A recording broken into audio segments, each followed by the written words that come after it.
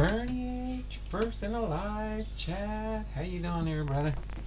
Nice to see you in here at the beginning of the stream here. Gonna have some fun today. Are you ready for some football? Big Ray's ball cards. Hello, Donald and Bernie. Let's see who makes it in here. Let me get my computer set up here. That one's thinking.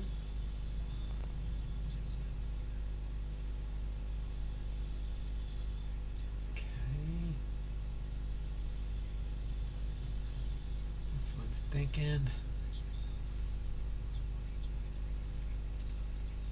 I'll be back with you all momentarily here as we get ready to have. Are you ready for some football? Okay, I think that one's almost loaded up now. And this one's in the process. Okay, I see it there now. Just gotta open this link. Sitting here sorting cards today, ready for selling some of my collection finally. I know how that goes there, Big Ray. I'm doing the same thing all the time. I got these on standby here, getting ready to list up on eBay. All top loaded and getting ready to put them in my eBay store with my help find me numbers on there. Came up with a numbering system, so because I got over 2,000 listings right now. Got over 2,000 listings and close to more than 3,000 cards listed up on eBay right now. So that keeps me very busy. So we had two, so 201, 2, and 3. 2 o'clock.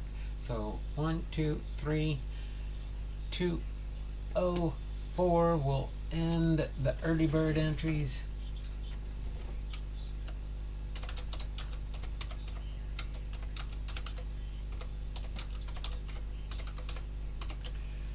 I'll put this in the chat as soon as it clicks over to 204. Then I'll get everybody logged in here.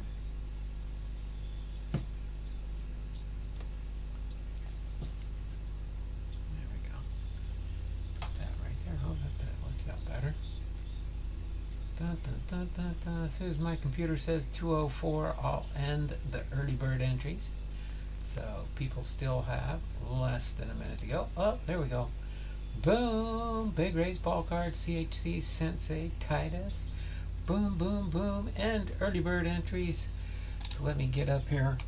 Let me move my advertisement out of the way. I'm going to have a Seattle All-Star Game 2023 update tomorrow in our stream, just so you do know, right? But that is my advertisement here for my 2023 Patreon tiers. I can't believe, nope, I don't got any other people in there. The only teams, just so you know, that are spoken for so far is the Cincinnati Reds, the California Angels, the New York Yankees, and the Pittsburgh Pirates. So boom, boom, boom, boom, boom. So let me get that out of the way.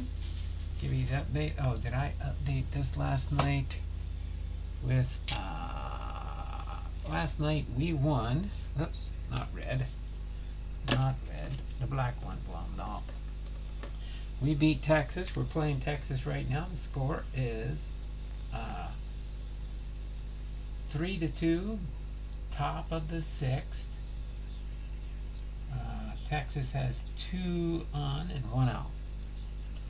Let me get the W here. With the win last night, we're back at 500 ball.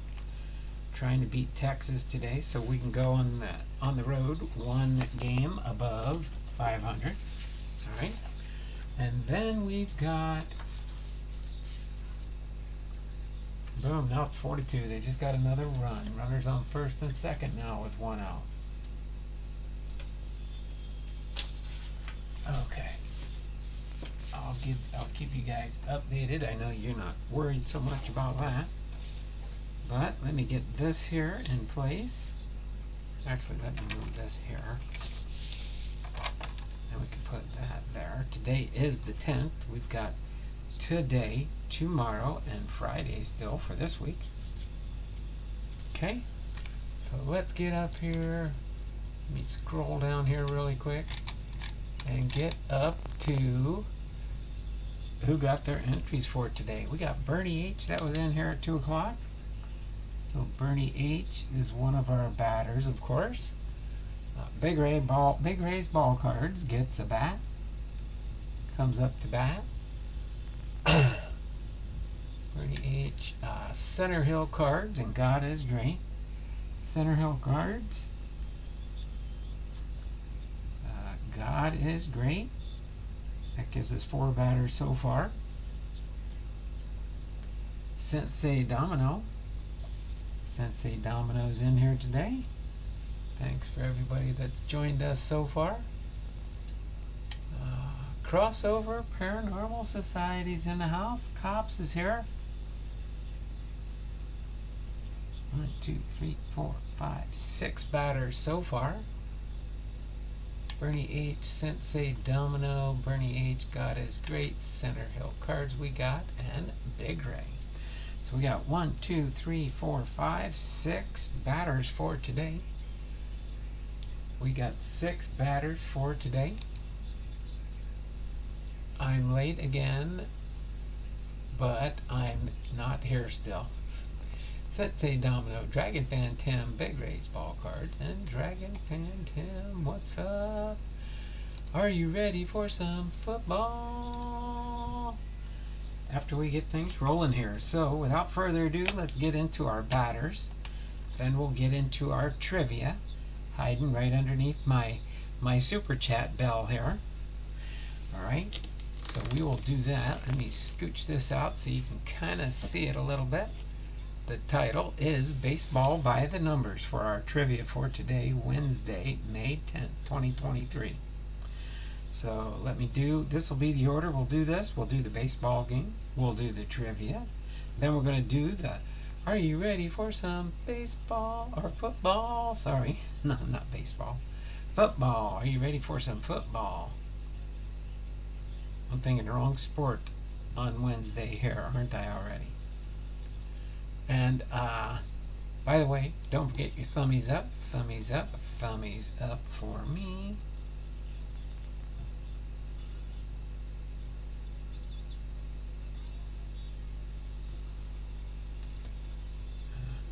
There we go.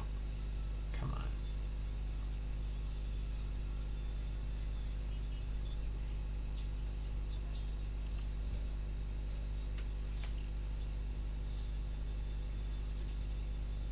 Oh, there we go. Boom. All right, we're up to 7 thumbs up now. We're in business here. Let's see if we can get to 15 today. We'll open up a box of cards at the end of the stream. Okay, so doing great, Maiden, thanks. Maiden's World of Wax is in the house. How you doing there, everybody? Boom, we got 8 thumbs up now. We're rolling the thumbs up. Let's get our batters done. We'll get our trivia done. We'll do our 8 football Hall of Famers for today. I'll try and move along smoothly and as fast. And then we'll see how much we'll get through some of the box here, though. We're going to do the football that's in here. Got the football setting up here. We're going to do a football pack of cards. We did these cards yesterday with some others that I already took care of. We do have some Hall of Famer packs here. We have some Seattle Mariner packs here. We went through these Seattle Mariner cards already. So the stuff that's not in team bags here, we've already done, except for the football. There's one football that is in the front here. We'll go through these, and then we'll end with the pack of 2022 Panini Contenders. Okay? See what kind of fun stuff we can find in that pack. I found 2 of these, so we got 1 this week and 1 next week.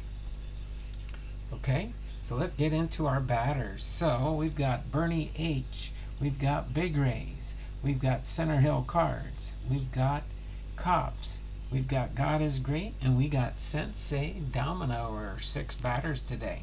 So starting off with Bernie H. Bernie H got a triple. Up, it moved to 2 singles, which are 3 plus 3 is 6. So he ended up a little bit better there with getting that 1 triple knocked out at 200. You got 2 300s for 6 bonus entries in the monthly giveaway. And now it is Big Ray's turn. Big Ray got, looks like, I think, a 30-pointer and a foul ball for an out. Yep, Big Ray got plus 3. Plus 3. Next we've got Center Hill Cards. Center Hill Cards is up to bat next for our first 3 batters, and then we'll have 3 more batters after this. Oh, 1 out and a triple for 200. So that gives you two entries there. Center Hill. By the way, just so you do know, we are at 4 prizes. Don't know for sure if we'll make to the 5th prize level. By the end of the week, we should have 5 prizes on the wheel. Alright, now we gotta reset the board here for our last 3 batters.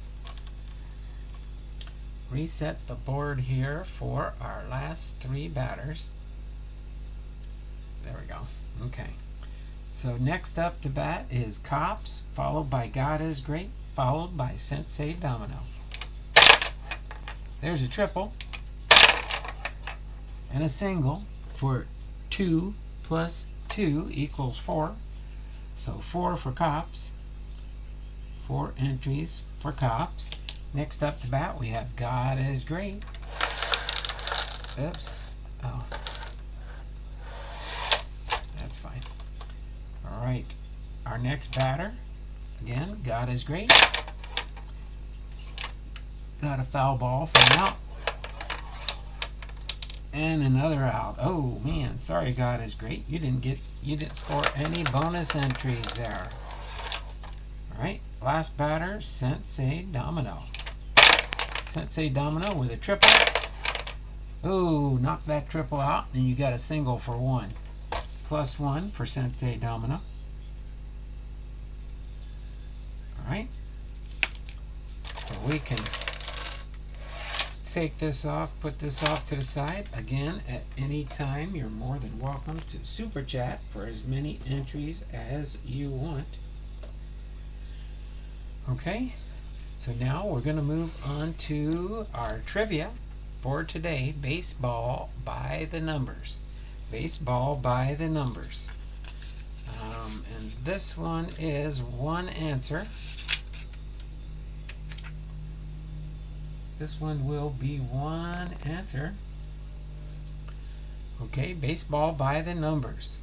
Okay, again, our baseball birthdays for today, Wednesday, May 10th, 2023, is Ed Barrow, Jim Hickman, Bobby Thompson, and Ken Berry.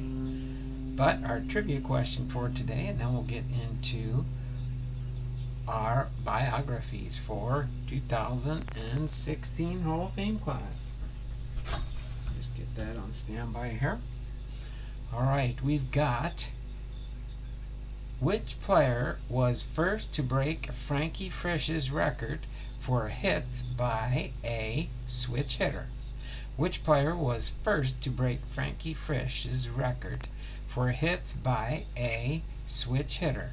Was it A, Eddie Murray? Was it B, Pete Rose? Was it C, Mickey Mantle? Or was it D, Reggie Smith? Okay.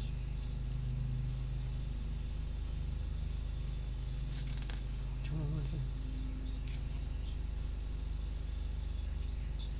Guru and Wahoo the Turtle guessed it right. B, Pete Rose. B, Pete Rose. Okay. So, for Guru here, let me read the answer to everybody's. He was the first one to get it correct. Okay? So, the answer is, the question again, which player was first to break Frankie Frisch's record for hits by a switch hitter? The answer out of Eddie Murray, Pete Rose, Mickey Mantle, or Reggie Smith was B, Pete Rose, and Guru and Wahoo the Turtle got it right. B, because he attended Fordham University in the Bronx, he was known as the Fordham Flash. Frisch, the Hall of Fame's second and third baseman for the Giants.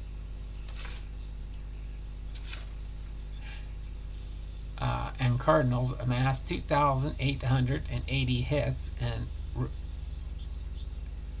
hit 316. Rose notched his 2,881st hit at St. Louis against Buddy Schultz on July 25th, 1977, to break Frisch's mark with 4,256 hits.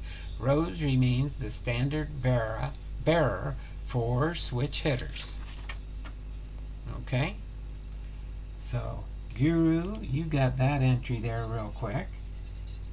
It looks like I have a $1 super chat coming in there from Dragon Fan Tim. Boom, thanks Dragon Fan. You got an entry today for sure. And with that, that will make you eligible for the end of stream if you're still here. Okay? So if you do a super chat for at least $1 or more, you'll be eligible for the end of stream double entries. Okay?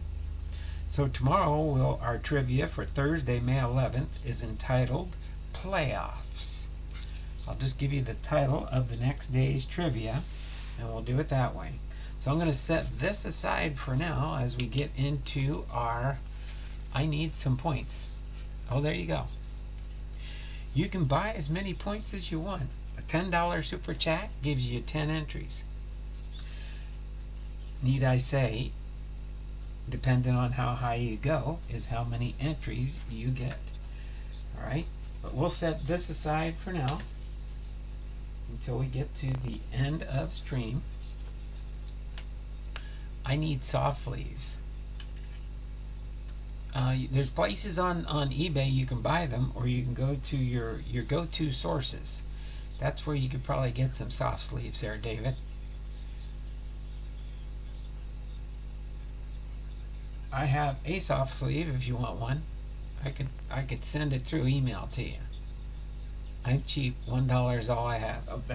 I'm just teasing with you there, Dragon Fan. All right. So let's get into. Are you ready for some football? Are you ready for some football? Okay, and with this switch taking place, I'll have to be on the lookout here for. I gotta have this over here. That's not gonna work over there for this next part. All right. Wait for it to load up. What's the score still? Texas 4, Seattle 2, and the top of the 7th. All right, we are on the class of 2016, which has 8 Hall of Famers, and the following players are players or coaches or management are going to be in the running here. In alphabetical order, we got Edward DiBartolo Jr., Tony Dungy, Brett Favre, Kevin Green, Marvin Harrison, Orlando Pace, Ken Stabler, and Dick Stanfill are our Hall of Fame players and personnel for the Hall of Fame. I also need a new body. I know how that goes.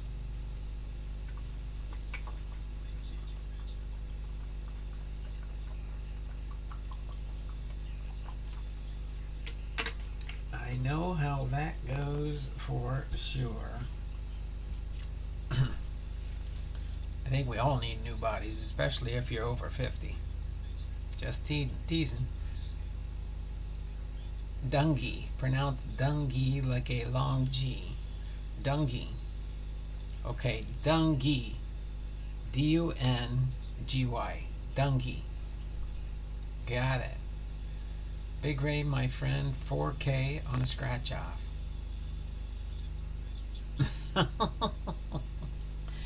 All right, our first up on the field is a contributor, Edward DiBartolo Jr. Was involved with 10 championship games, 13 division titles, 16 playoff appearances, and 5 Super Bowls. And he's quoted as saying, "You have to be able to have a grasp of everything. I have a grasp of the organization. I make all the final major decisions, and that's the way we're going to be. We have good people there who are able to run that operation, and we've got a great rapport, a great interaction, and that's what it takes to make a good organization." Ed DiBartolo Jr. purchased the San Francisco 49ers in 1977 with a vision of creating a top-notch organization on and off the field. He succeeded in his goal as he led the franchise to unprecedented winning during his tenure as the team's chief executive officer. He was the CEO of the team. The transformation was not instant, as the 49ers suffered back-to-back 2-14 seasons to close out the decade in 1979. He hired 47-year-old Bill Walsh as the team's head coach, drafted a quarterback from his alma mater, Notre Dame, by the name of Joe Montana. You guys know him? And created an atmosphere conducive to winning. The fortunes of the franchise changed soon thereafter. By 1981, the 49ers finished 13-3 to claim the NFC Western Division title, then won hard-fought playoff battles with the New York Giants and Dallas Cowboys before capping the year with a thrilling 26-21 victory over the Cincinnati Bengals in Super Bowl 16. The season marked just the beginning for a team that soon would dominate the decade and continue their winning ways through DiBartolo's term as CEO. DiBartolo, who had a reputation as a player's owner, created a first-class atmosphere and infused the roster with talent that resulted in San Francisco enjoying an amazing string of winning seasons. The team averaged an astounding 13 wins per season, including playoffs, during a span from 1981 to 1998, not including the strike-shortened 1982 season. The 49ers, during DiBartolo's reign, claimed 13 division titles, made 16 playoff appearances, and advanced to the NFC Championship game 10 times and became the first franchise to win 5 Super Bowls. The other Bartolo-led 49ers teams that won Super Bowl rings came during the 1984, 88, 89, and 1994 seasons. San Francisco defeated Miami in Super Bowl 19, the Bengals again in Super Bowl 23, followed by the lopsided wins over the Denver Broncos in Super Bowl 24 and the San Diego Chargers in Super Bowl 29. The franchise posted the best winning percentage in the NFL in both decades of the 1980s-90s. DiBartolo was named the NFL Man of the Year by the Football News in 1989 as recognition as the sport's top executive. Aside from his role with the team, DiBartolo was highly respected inside NFL circles and served on the league's realignment and expansion committees. So there you have it, our first Hall of Famer out of the 8, Edward DiBartolo Jr. Now moving on to our second player, Tony Dungy. Tony Dungy is next up, and he was a head coach. You guys probably knew that. I can honestly say I didn't know who Tony Dungy is, but I'm going to learn about him right now. All-decade team in the 2000s. NFL Coach of the Year 1997 and 2005. 13 seasons in professional football and 148 wins. He's quoted as saying, "The secret to success is good leadership. And good leadership is all about making the lives of your team members or workers better." Catch up on the chat. Sorry about that. Dungy.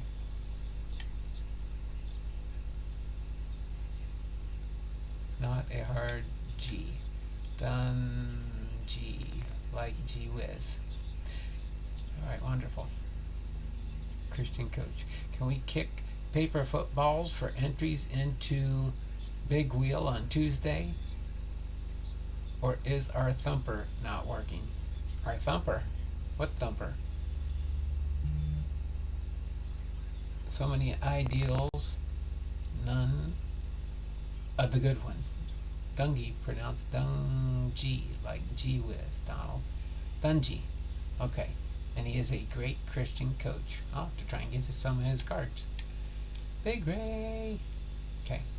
Let me refresh here, and in answer to your question there, Guru,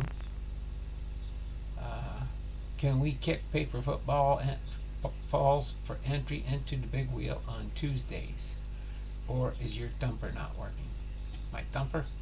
My thumper? My thumper? No, I could kick a paper football, but I'd have to find a little goalpost to try and get it through, because I can't have a big one. Then you get too many entries. We play the baseball game every day. It's because it's baseball season. Tony Dungy, a former NFL defensive back, advanced through the coaching ranks following his playing career. He earned his first head coaching position in 1996 with the Tampa Bay Buccaneers, and over the next 13 seasons, that included 7 years with the Indianapolis Colts, he racked up 148 total victories. Dungy's career in coaching began in 1980 with the University of Minnesota before jumping back to the NFL with the Pittsburgh Steelers in 1981, where he rose to become the team's defensive coordinator. He coached 3 years for the Kansas City Chiefs from 89 to 91, and then was named the defensive coordinator of the Minnesota Vikings from 1992 to 1995. Still the same score. Dungy took over a Buccaneers team in 1996 that had suffered 12 double-digit losses that seasons in the previous 13 years before his arrival. The fortunes of the franchise quickly changed under his leadership. By his second season, the teams finished 10-6 and earned a playoff berth. 2 seasons later, in 1999, the Bucs posted an 11-5 record and clinched the franchise's first divisional title since 1981. After 6 seasons in Tampa Bay, that included 4 trips to the playoffs, Dungy was relieved of his duties. 8 days after his dismissal by the Bucs, Dungy was hired by Indianapolis. Under his guidance, the Colts enjoyed success never experienced in the franchise's history. During Dungy's 7-year reign as the Indy's head coach, the Colts posted 12 or more wins in all of those seasons except for his first, when they finished 10-6. The team claimed 5 divisional titles and advanced to the playoffs every year of Dungy's tenure as coach. Sorry, I don't know. I was spacing out on that one. In 2006, Dungy guided the Colts to an AFC South division title and capped the season with a thrilling 38-34 win over their arch rival New England Patriots. in the AFC Championship game and a victory over the Chicago Bears in Super Bowl XLI. Dungy became the first African American head coach to ever win a Super Bowl. Dungy's overall record as a NFL head coach was 148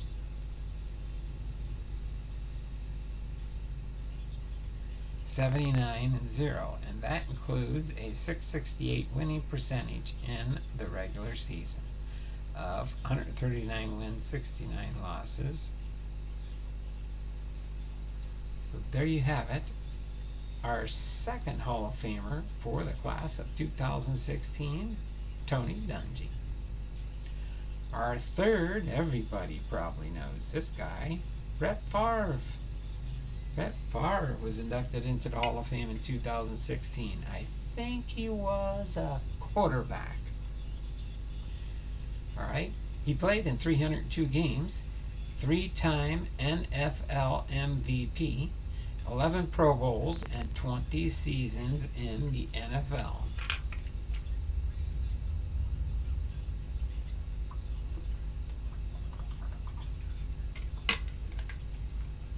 Peyton Manning had a little bit to do with all those Colts wins as well. I know, but they're talking about individual players.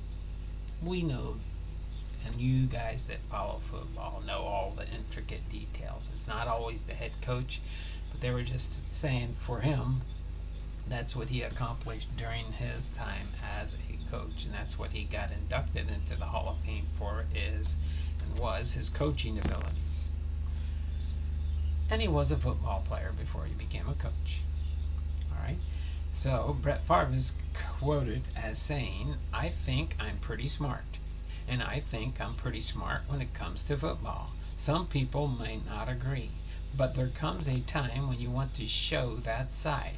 If people say, 'Dang, how did you read that coverage?' I say, well, I guess I'm not the dumb redneck you think I am. But if they want to keep thinking that way, that's fine. I'll just keep walking away with the victories." Alright. I drank coffee just before I started the stream. I shouldn't be tired. Brett Favre started 4 years as quarterback at Southern Mississippi before he was drafted.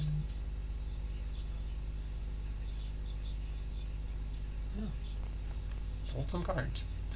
In the second round, 33rd overall by the Atlanta Falcons in the 1991 NFL Draft. Favre saw little action as a rookie and was traded to the Green Bay Packers the following season in exchange for a first-round pick. An injury to the Packers' incumbent starter, Don Majkowski, in Week 3 immediately thrust Brett into action. From that point, Favre embarked on a career in which he rewrote the NFL's record book during his 20-year career. Favre led the Packers to a 9-7 record in 1992, the only team's second winning season in 10 years.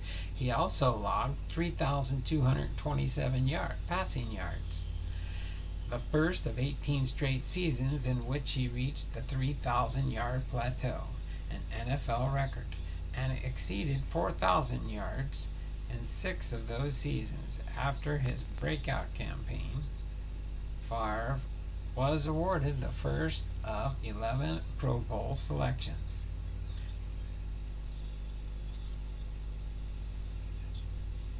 Okay.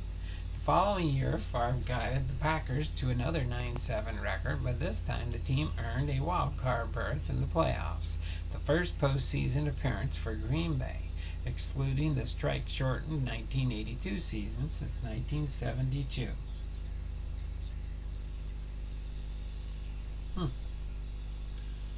Right.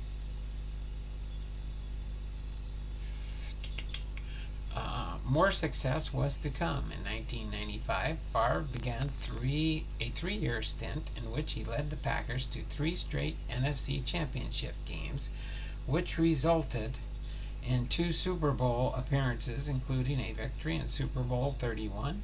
He passed for a career-high 4,413 yards in 1995, but Green Bay fell to the Dallas Cowboys in the NFC Championship game. His efforts that season earned him the first of 3 straight NFL Most Valuable Player awards. Favre led the league in touchdown passes for the second of 3 consecutive seasons in 1996 as he guided the Packers to a 35-21 victory over the New England Patriots in Super Bowl 31. It was in the first championship for Green Bay since Super Bowl II. Favre and the Packers nearly repeated as Super Bowl winners, but narrowly lost to the Denver Broncos in Super Bowl 32. Favre's passing prowess continued at a record pace through the years. By the end of 2007, in his last in Green Bay, he supplanted Hall of Fame quarterback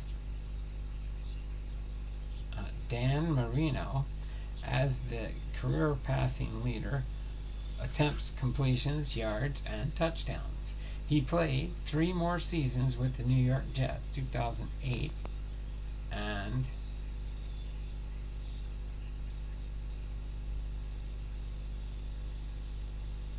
while leading the Vikings to an appearance in the NFC title game.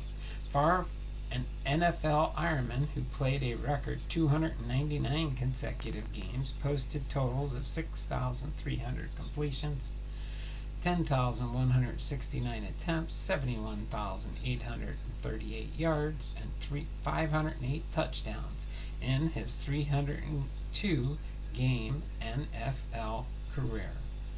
So there you have it, our third of 8 Hall of Famers, Brett Favre. Next is Kevin Green.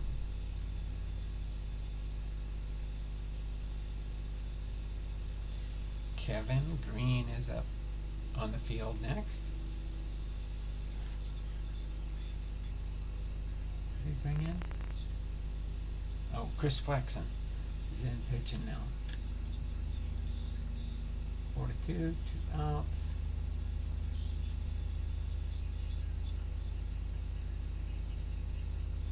The foul ball.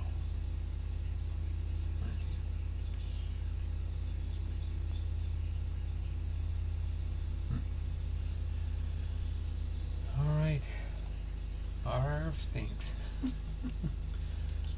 Well, we're done with him now. We're moving on to Kevin Green. Now. All right there, Chuck. Kevin Green looks like he was a linebacker, a defensive lineman, a left back, and a defensive end. All-decade team in the 1990s, 228 games, 160 sacks, and 15 seasons in the NFL. He's quoted as saying, "I love getting a sack. First, it was a feeling of relief. I know that is what organization really wanted me to do. They want me to rush the passer, defend against the run, because you can't be soft against the run. But what they really wanted me to do was crush the quarterbacks. But I was really able to do that.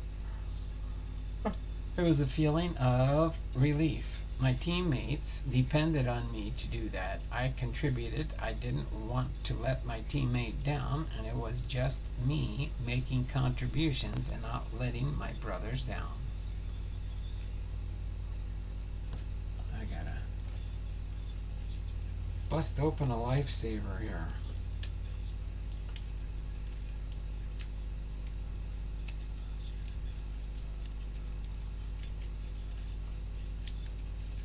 Lifesaver timeout.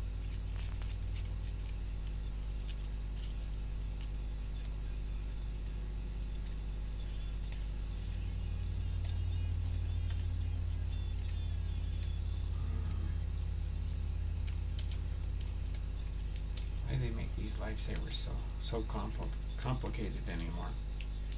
My word. Okay. Never realized it was so hard to open up a roll of lifesavers.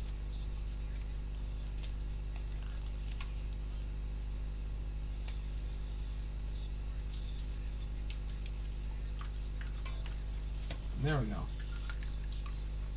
Alright. Kevin Green. Yes, Kevin Green. A 5th round draft pick of the Los Angeles Rams in the 1985 NFL Draft. Quickly developed into one of the most punishing pass rushers in league history. A walk-on at Auburn, he was drafted into the NFL as a linebacker and played at that position for the majority of his 15-season career with the Rams, Pittsburgh Steelers, the Carolina Panthers, and the San Francisco 49ers. He also saw some action at defensive end, mostly during his tenure with the Rams. He played primarily on special teams as a rookie, and that year marked the only one of his career in which he did not register a sack, although he did have a sack in the playoffs. Although he did not have any starts in his second season, he played in all 16 games and managed 7 sacks. He added 6.5 sacks in 1987. By his 4th season, he had turned into a bona fide pass rusher for the Rams as he registered a career-high 16.5 sacks. Including in that total were his career best 4.5 sacks. Boy, we just got hit by a pitcher again. 4.5 sacks and 38-16 win over the San Francisco 49ers in the season finale. That clinched a playoff spot for the Rams. The following year, Green matched his total from 88 when he again turned in 16.5 sacks. In all, Green had double-digit sack totals 10 times, a mark that put him second in the record books at the time. The only time he missed recording 10 sacks in any of his last 8 seasons was when he had a team-leading 9 sacks for the Steelers in 1995. He was named to the Pro Bowl 5 times, once with the Rams and twice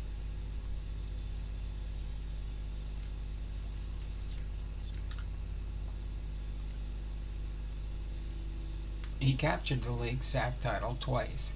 The first time in 1994 and again in 1996. Green, a member of the NFL's All-Decade team of the 90s, played on 6 conference championship games and 1 Super Bowl. He led his team in sacks 11 times during his career and amassed 160 total sacks, which ranked him 3rd all-time following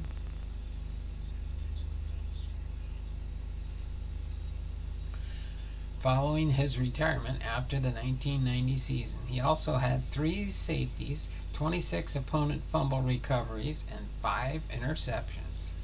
There you go. Kevin Green.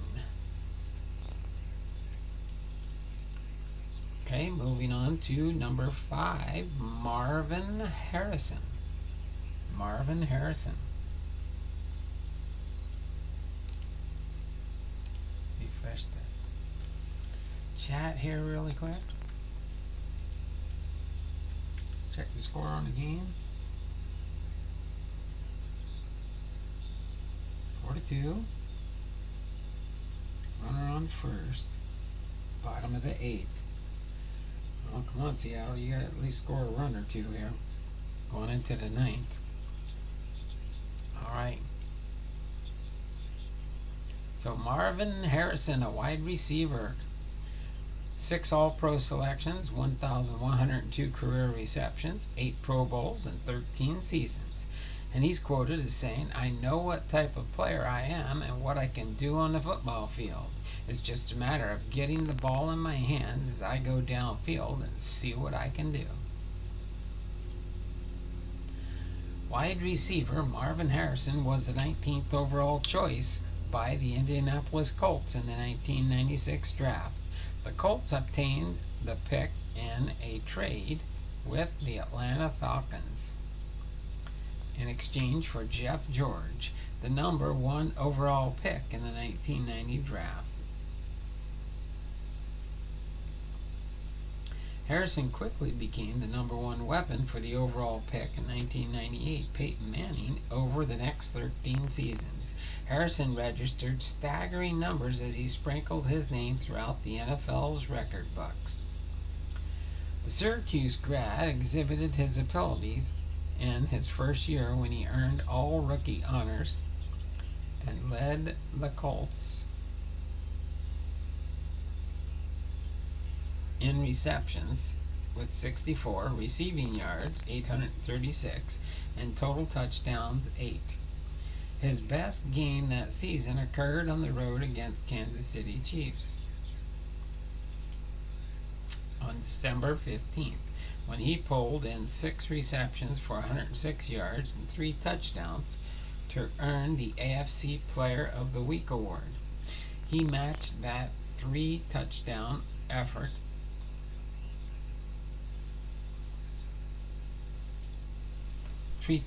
effort 8 more times during his career. Harrison had a breakout season in 1999 and established himself as one of NFL's elite receivers. Teamed with Manning, he racked up 115 receptions for a league-leading 1,663 yards and 12 touchdowns. The performance set off a remarkable string of 8 straight years with 1,000 or more yards, receiving 10 or more touchdowns. It was also the first 4 straight years with 100 or more receptions. His best NFL season may have been 2002 when he shattered the NFL single season record for receptions with 143 and had a career high 1,722 yards and 11 touchdowns. In 2004, Harrison tied his career high for touchdowns in a season with 15. He set the mark in 2001 on top of 86 catches for 1,113 yards. His effort was a major factor in the Colts' march to the Super Bowl. I think it might have been 16. No.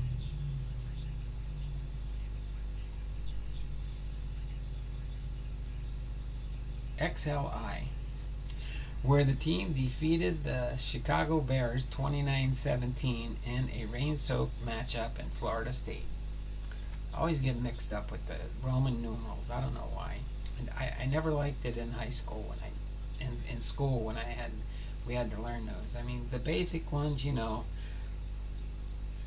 Roman numeral 1, 10 is the X, V is a 5, but then when you have the before, the after L, the before L, the before X, the before, that's what messes me up all the time.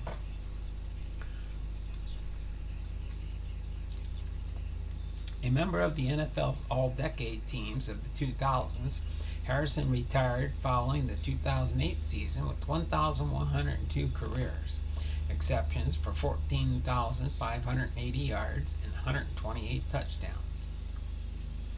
The 8-time Pro Bowler finished second to Jerry Rice in league annals in career receptions, most consecutive games with a reception, 190, most career 100-yard games with 59, and his yardage total ranked him 4th all-time in his career, with touchdowns 128, were nothing on the all-time list at the time of his retirement. Harrison, who was a 6-time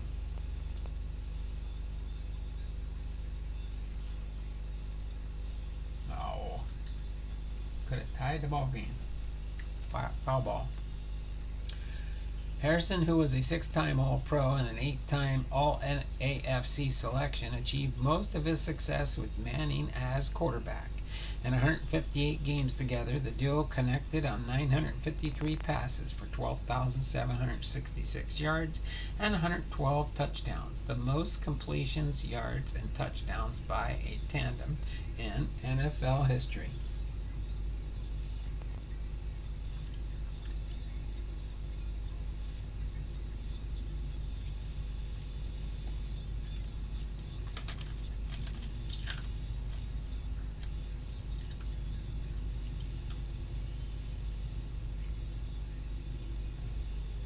Uh-oh, Kelnick's down on third base. Maybe he just ran into the base too hard with his triple. I think he's just trying to catch his breath. He was running pretty hard there. Well, we're one run behind now. Runner on third with 2 outs.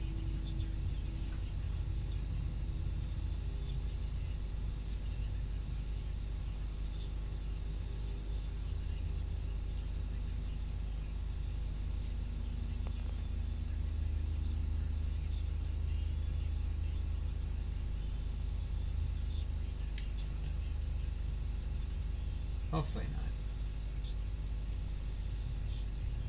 Sorry.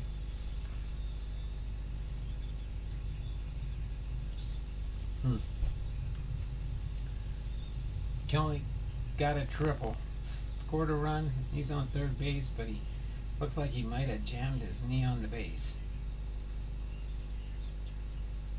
No, he's okay. He's standing up. He looks like he shook it off. Probably just running. Alright. So that was Marvin Harrison. Next up, we got Orlando Pace. Orlando Pace. XLI. Oh, Super Bowl 41. Really? XLI, Super Bowl 41. Oh, so XL is 41. I have roughly 4,800 cards of Ben Roethlisberger and roughly 5,400 of Jerome Bettis. Are they all different cards or just total cards? That makes it for an interesting PC if you got that many different cards. I can't wait to do my Griffey collection. I got over 3,000, but I have probably about another 10,000 cards of Griffeys that are all duplicates. So I have a lot of Griffey cards, but at least I have 3,000, almost 3,400 different Griffey. Well, all different. Wow. So you're a big football collector, that's for sure, huh? So 4,800 different cards of Ben Roethlisberger and 5,400 different cards of Jerome Bettis. Oh my word. I guess you're a big football collector like I'm a big baseball collector. Alright. All different Steelers. Well, of course, I know you're a Steelers. That's a lot of cards. I don't even want to think. I mean, these boxes that you see stacked right over here are all my Seattle Mariner cards. But yeah, my big player, of course, is Ken Griffey Jr. I got a shoebox full of Kikuchi cards, Sheffield cards. That top shoebox there is all Kyle Lewis cards. And then some of the newer players. On the very top in the back near the 7-Eleven sign is my Julio Rodriguez PC, but that's not much because he's fairly new. I didn't even realize I had my wife could probably hear me downstairs going through this, but let's go with Orlando Pace next up on the lineup here. Offensive lineman and a tackle, I'm thinking. All-decade team in the 2000s, 7 Pro Bowls and 13 seasons. And he's quoted as saying, "I've been saying that as long as I have been playing it, to me, left tackle," is that what it is? LT? No. It's a skill position for the simple fact that 9 times out of 10 you're blocking probably the best athlete on their defensive team. Okay. Oh my word, full count. Runner on third, Eugenio Suarez. You gonna get a hit? Tie the ball game.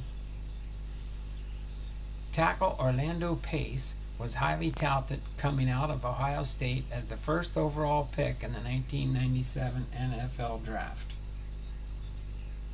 He fouled it off.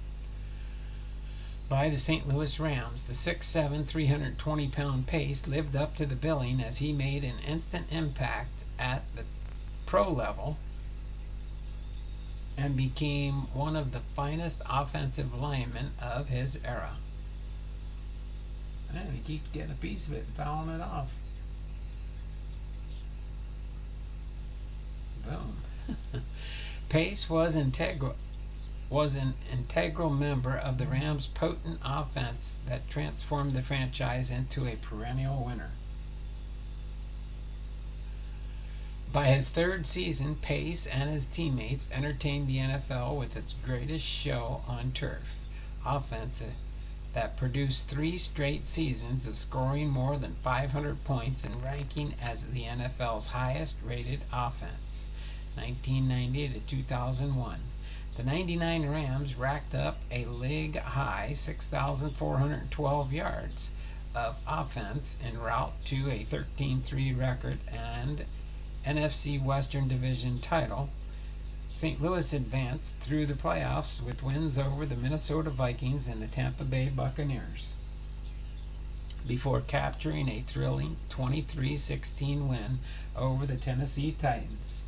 Foul ball again in Super Bowl 34. The victory marked the franchise's first NFL title since 1951. The Rams' explosive offense continued in 2000 as Pace helped protect quarterback Kurt Warner and also opened holes for the Hall of Fame runner Marshall Faulk, who was named the NFL's most valuable player after scoring a league record 26 touchdowns. St. Louis became the first team in NFL history to rack up more than 7,000 yards of offense and scored 540 total points. A year later, Pace and his teammates returned to the Super Bowl after posting a 14-2 mark in 2001 and recorded playoff wins over Green Bay and Philadelphia. Got first and third with 2 outs. And Philadelphia for the right to play in Super Bowl 36. Pace started at left tackle in the game that ended in disappointment for the Rams when the New England Patriots kicked a game-winning field goal as time expired. Right? Pace was the forefront of the Rams' dominant seasons and was named All-Pro in 1999, 2000, 2001, 3, and 4. He was also selected to 7 consecutive Pro Bowls. In all, Pace played 169 career games. Oh, a so booming a mess. Innings over. Oh, wait.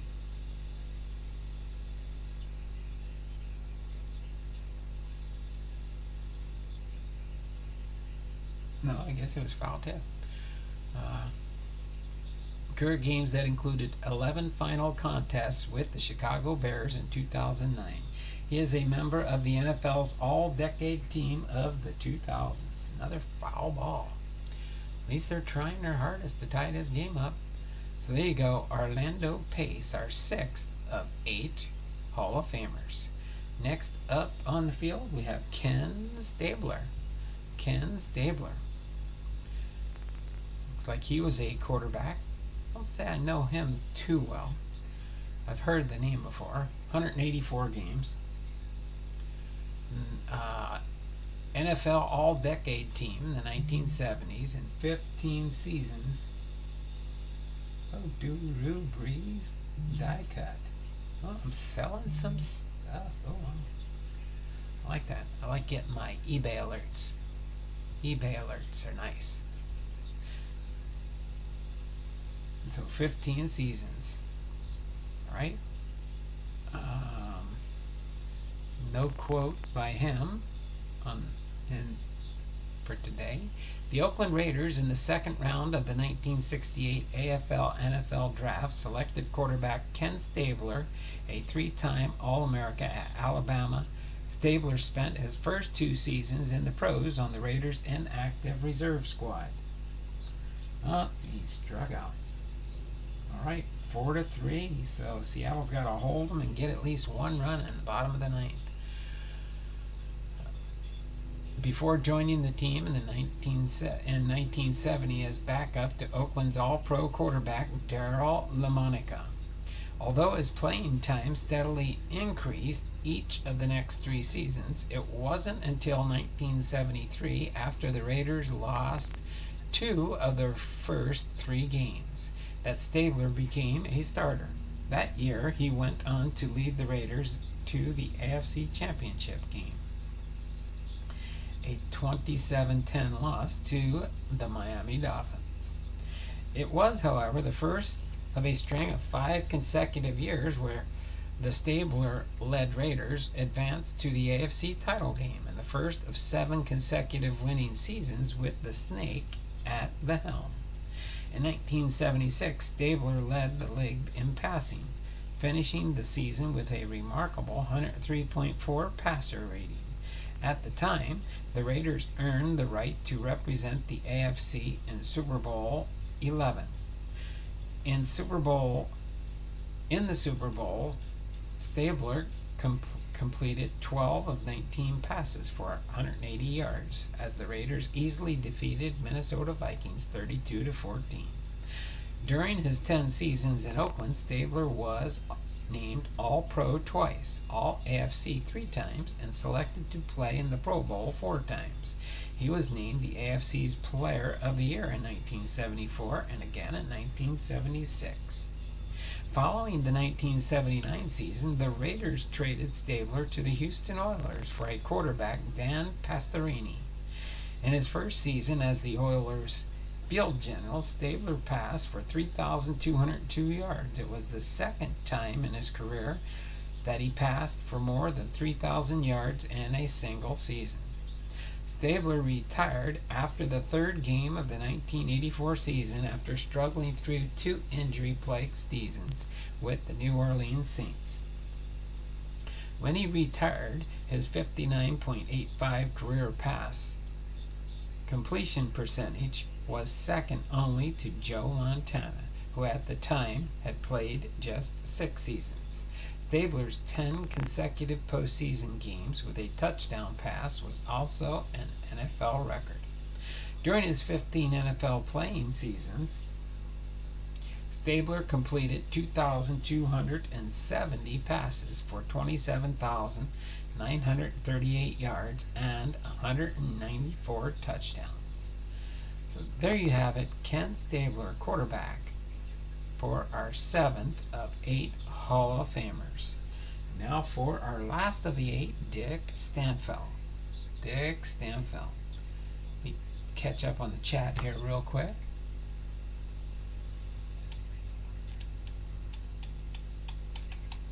Sorry, I've been paying attention to the game and everything there.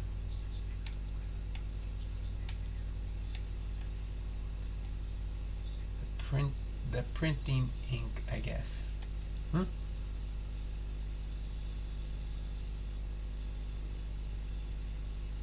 Got rid of Sale. I know he's a headache, but man, can he pitch. Different Steelers cards. Yep, Bernie H is a big Steeler collector, just like I'm a big Seattle collector. I always loved Joe Green from Mean Joe Green. Jack Lambert. Alright. Nobody really asking me any questions because you guys are the football pros, not me. Alright. Let me refresh the chat real quick. Alright. Quick. Oh no. 2 outs. 2 outs. Nobody on base. Seawald, our closer's pitching, so he'll hold him. He'll get the last out, I'm sure. I sure hope so. Dick Stanfill, offensive lineman at guard. All right. 1950 all decade team in the 1950s. 73 games, 4 Pro Bowls, and 7 seasons in the NFL. Right? The Detroit Lions used their second-round pick in the 1951 NFL Draft on University of San Francisco guard Dick Stanfill. The move proved to be a wise one as Stanfill became the anchor of a dominant Lions team of that era. Stanfill suffered a knee injury while preparing to play the college All-Star game before joining the Lions. The injury sidelined him for the entire 1951 season. He took the field the following year and quickly established himself as one of the team leaders. The Lions advanced to the NFL championship game in the first 3 seasons in which Stanfill played. Detroit won back-to-back world titles in 1952 and 1953.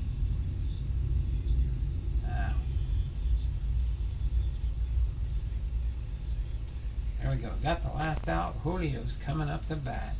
He could tie it with one swing of the bat. Despite playing on the offensive line where a player did not receive much fanfare, Stanfill's teammates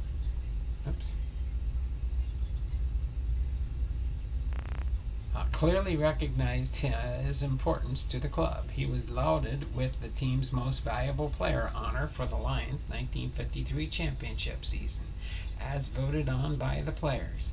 It was an award rarely bestowed to an offensive lineman. After 4 seasons in Detroit, he was traded to the Washington Redskins as part of a blockbuster 4-team deal.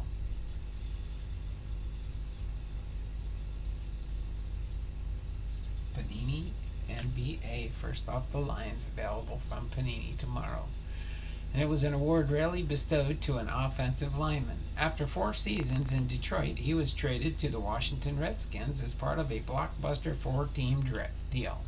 In Washington, he was reunited with his college coach and mentor, Joe Karich, which was the Redskins head coach at the time. Stanfill played 3 seasons in Washington and continued to be regarded among the NFL's elite players.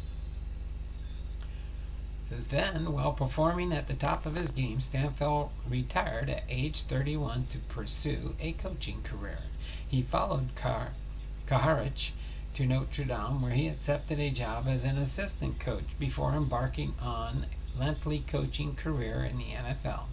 Stanfill earned first-team All-Pro honors in the 5 of his 7 seasons, including all 3 years he played for the Redskins. In addition, Stanfill voted to 4 Pro Bowls during his career. His impact as a player was noted during the 1954 season when he was voted to the Pro Bowl, despite the fact that he missed considerable playing time due to injury. Stanfill was named to the NFL's All-Decade Team of the 1950s. So there you have it. Dick Stanfill, our 8th of 8 Hall of Famers. Tampa Bay and Baltimore is about to start their game. And there comes Julio up to bat. Julio's up to bat. Oh, let me later, Guru taking off again. Off to church. Forget. Oh, that's right. You got church. I forgot it. It is Wednesday. Sometimes I don't think of those things because I got almost about 3.5 hours before I have to leave for church. Alright, let me get back to the live chat here. Refresh it so I know where we left off. Got that one there.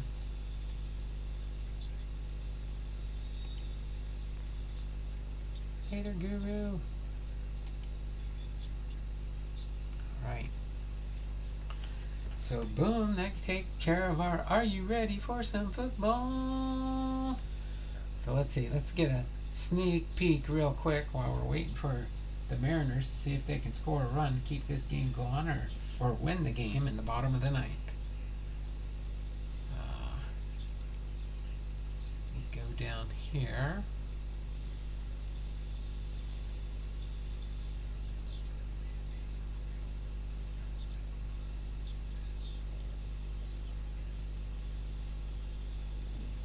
So next week will be the 2017 Hall of Fame class. We have 7 next week. Are you ready for some football?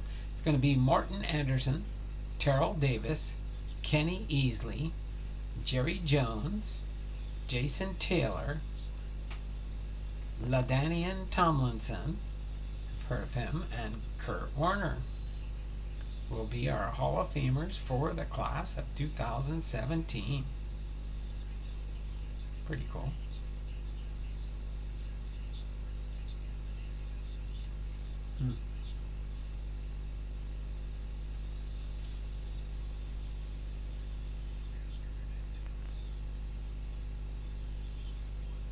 Rodeo struck out.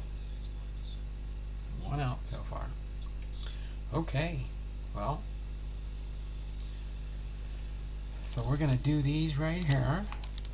We're going to do these football cards, my Seattle Seahawks, and we've got some Seattle Mariners there. We did this yesterday and we did this yesterday, so then we'll have this left. We'll do this for sure. Then we'll see where we standing at. Only 9 likes. 9 likes. Okay. So do you guys want me to do the Seattle Seahawks to see what I get here? You guys want me to open the pack of cards first? Tigers are going to sweep the Mariners. The Tigers. Oh, is that who we're playing next? Probably Detroit, huh? Is that who we come? Yeah, we're coming to Detroit now. Well, we'll see. We don't play Detroit that often, so it's gonna be fun. That's for sure. Pack first. Okay, we can do that. I don't mind. See who we can get in here. Who they got in the front here? We got Chris Olaf, Kenny Pickett, Malik Willis, Garrett Wilson, Kenneth Walker III, and Ahmad Sauce Gardner.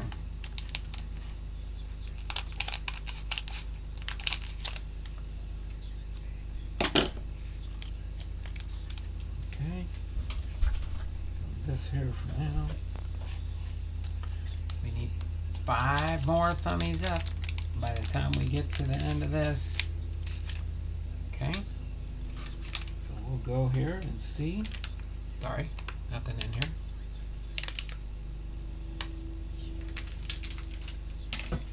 Two outs. All right, Texas got one more, or Seattle's got one more batter coming up. See if we can get a hit or a home run, something. We got contenders. We got Aaron Donald here with the Los Angeles Rams. We got Marcus Mariotto with the Atlanta Falcons. We've got Derek Carr with the Raiders, Las Vegas Raiders. Boom. 4-3, Texas won. So we lost today. We take a brief time out here and update my score sheet here as the loss. So now we're 1 game under 500 again. We back at 500 yesterday, and today we're 1 game under. So no baseball tomorrow. Tomorrow's an off day, and then we go to Detroit for the weekend, playing Dragon Fan Tim's team. All right. So we don't need to, well, that's it. I'll just put that there for now.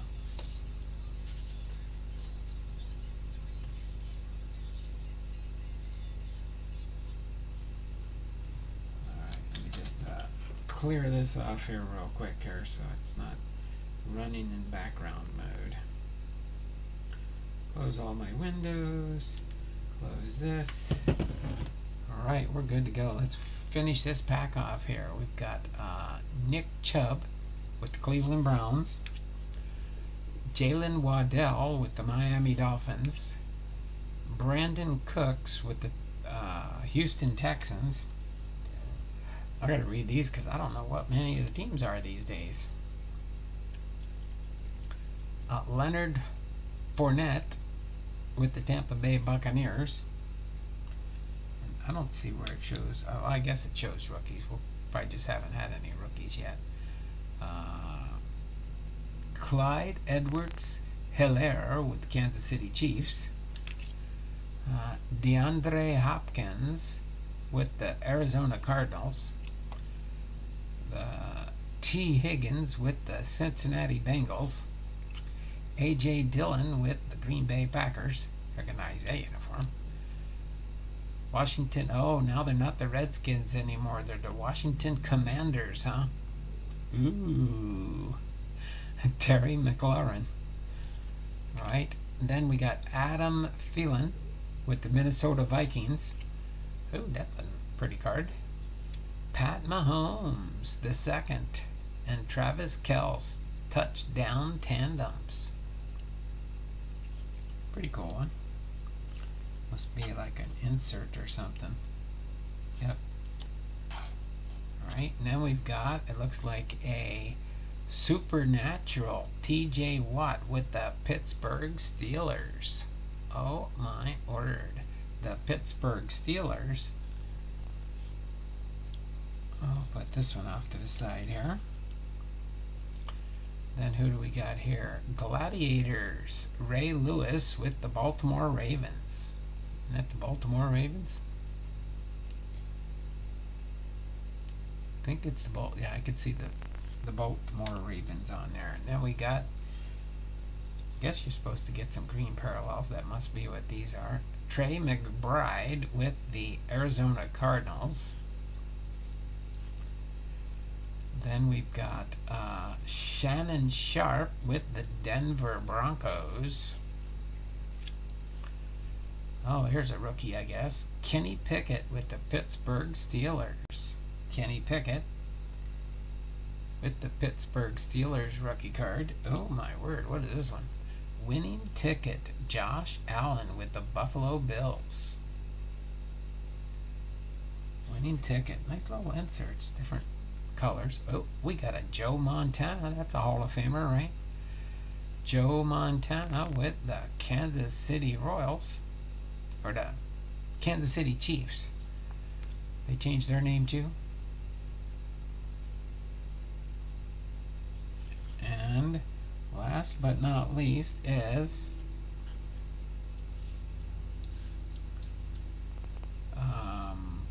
power players. Fred Warner. That with the Green Bay, San Francisco 49ers. That's the guy in the back there, huh? The San Francisco 49ers. So nothing super big in there. Nothing super big.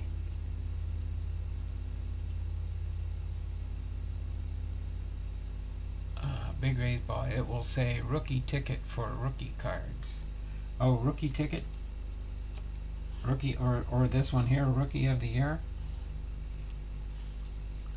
Oh, it'll say rookie ticket, huh? Did I miss any rookie tickets in here?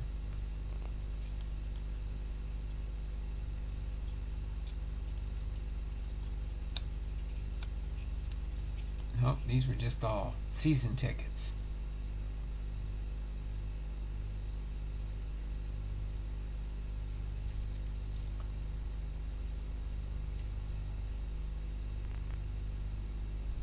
Is that what you're saying? Is that how you tell?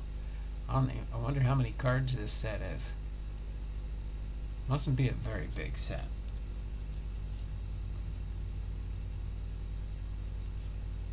So that's one rookie of the year, Joe Montana. I know he's a Hall of Famer, right? Winning ticket, Josh Allen. Denver Broncos, Arizona Cardinals, Gladiators for the Baltimore Ravens, or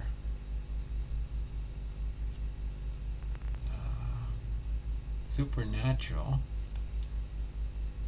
and a Pat Mahomes the second, and Travis Kelce. These are all inserts, that's for sure.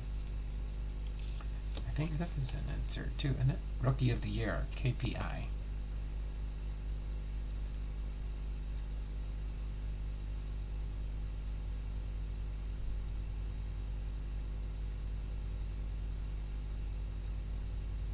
Is that Josh Allen, a rookie card? It doesn't say. Let's see, the Josh Allen. Josh Allen, it just says winning ticket. Just says winning ticket. That make it a rookie? Just says winning ticket. I think that, at least all that I can see, winning ticket. That is an insert card of Kenny Pickett, Joe Montana, Fred Warner, Josh Allen, Shannon, Arizona Diamondbacks. Who's that? Kenny Pickett, Ray Lewis.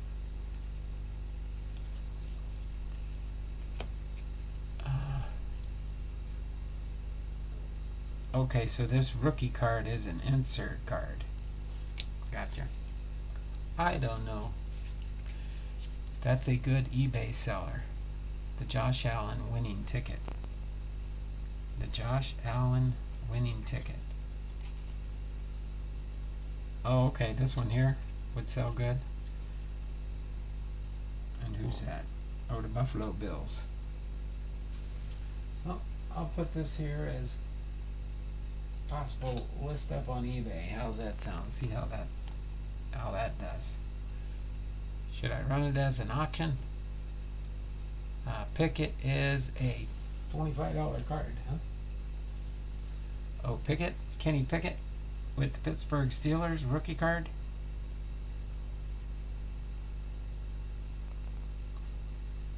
Wow. Shows you how much I know about this stuff. Okay. Let me do this. Let me get a top loader for it. Since Dragon Fan Tim's saying Pickett's a $25 card, huh? Wow.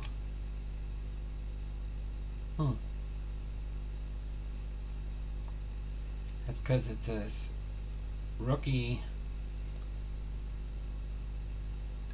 of the year, Pittsburgh Steelers. Okay, let's just set this off to the side here for now. We'll put all these cards off to the side here. Joe Montana, Hall of Famer.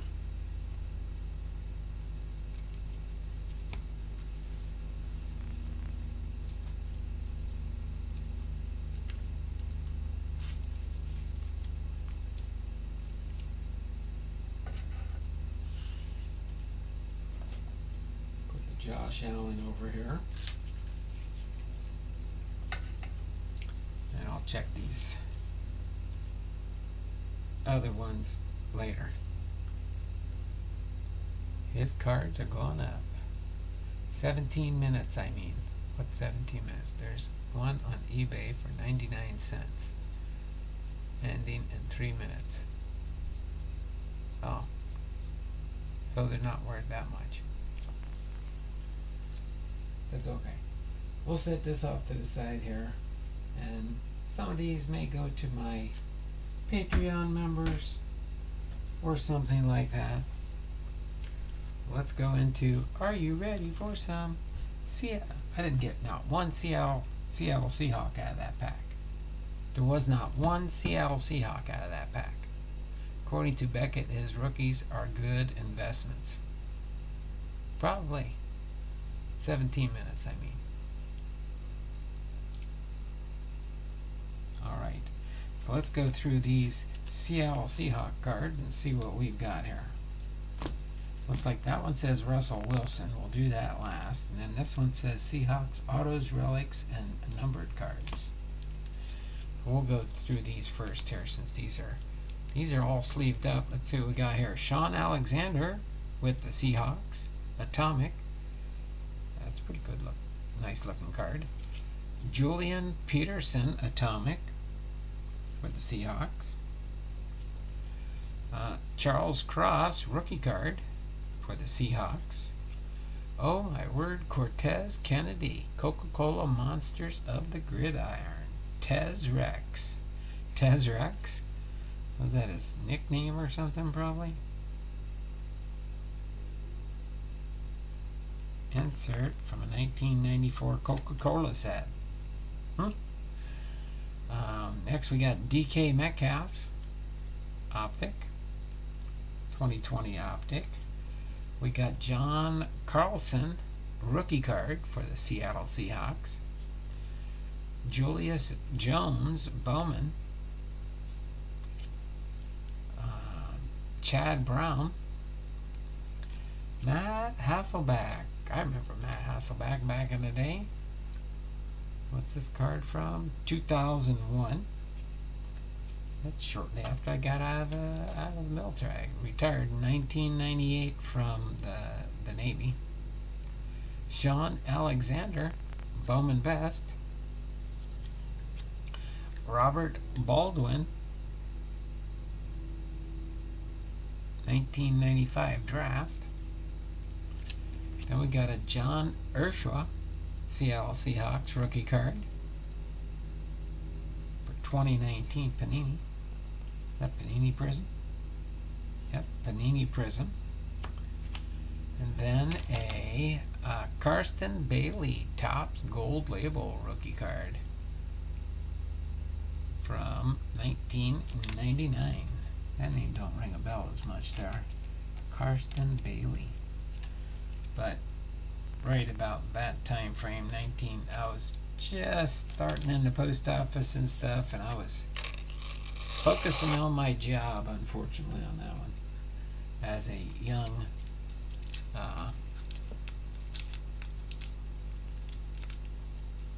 postal employee at the time. Yes, I was. Even I was young once upon a time. Alright, let's see. See what we got in here for these Seattle Seahawks Autos, Relics, and Numbered Cards. What do we got here? We've got Julian Peterson, linebacker, from a 2008 short print, number 248 out of 2008. So that's the gold, kind of like in our baseball tops. John Carlson, 2009 score, short print, 131 out of 299. That's pretty cool. Get a low numbered, serial numbered card. Here's a Tyler Lockett Topps Chrome. Wow, player worn memorabilia for Tyler Lockett. 2015 Topps. Then we got a rookie phenom, Rashad Penny. Rashad Penny relic, 2018 Panini Donruss Optic. And we got a double relic, Sterling Paul Richardson, Seattle Seahawks wide receiver rookie card. A rookie card relic. That's pretty cool.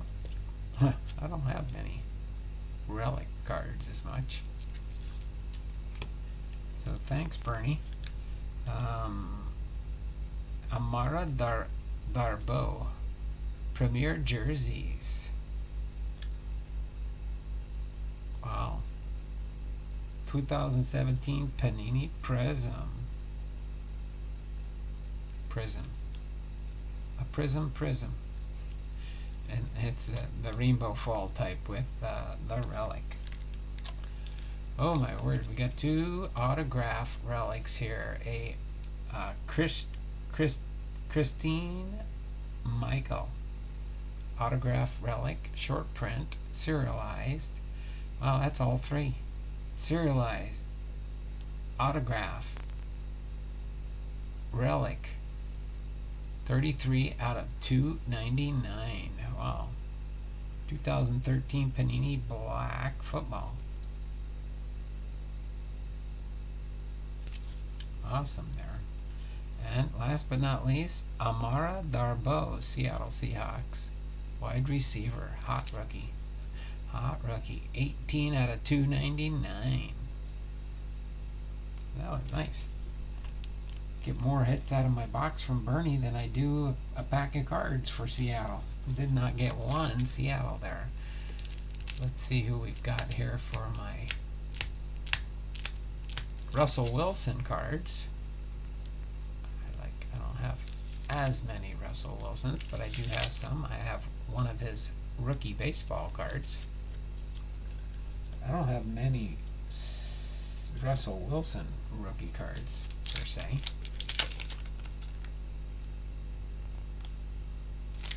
Trying to remember, because I know he started with Seattle. Well, pretty much for the most part. And then now he's in Denver. Russell Wilson, Seattle. So these are all Russell Wilsons, so I'll just see what year they are. See if there's anything rookie-wise. Let's see. I think his rookie year was 2012 or 11 or 12, I think.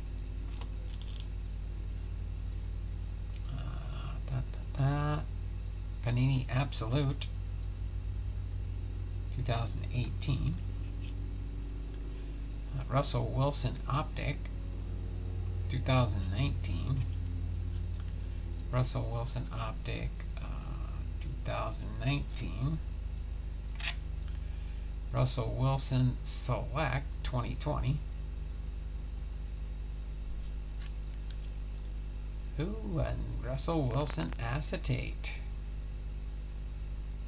Clear Vision. This is one of those you can see through them cards. You can kind of see the bottom there. 2016 Panini. Got a little sticker on the back there. Absolute Football. This one is a 2017 Panini.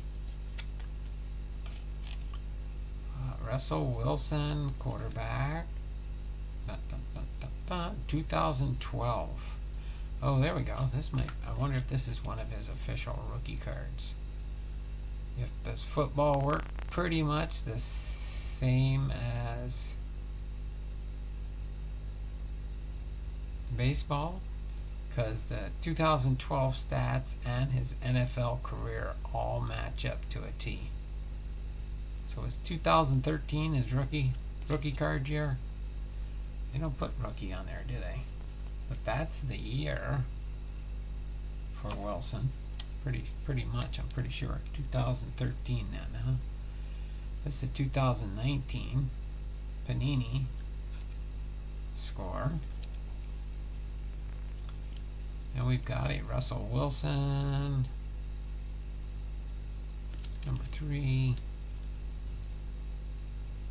2015.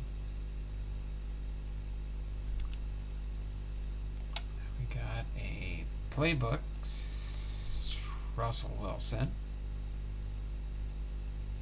2021. And we got another Russell Wilson 2021. Then we've got another Russell Wilson here 2021. Absolute Football Green 2020 Panini. MVP Contenders Wilson 2020 Panini Contenders Football. Russell Wilson 2019 Prestige. Russell Wilson Seattle Seahawks score 2016, and a Russell Wilson quarterback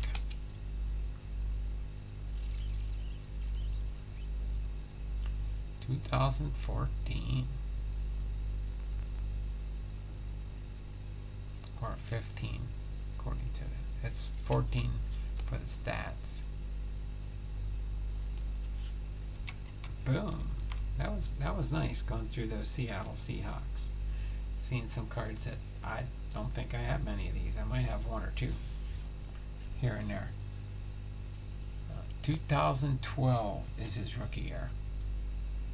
Oh, okay. So this would be a second year card.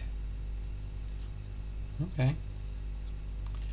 Well, that's good. It's almost like some of the baseball ones. I say, okay, they got his stats for 2012, and his NFL career matches up with 2012. But did they?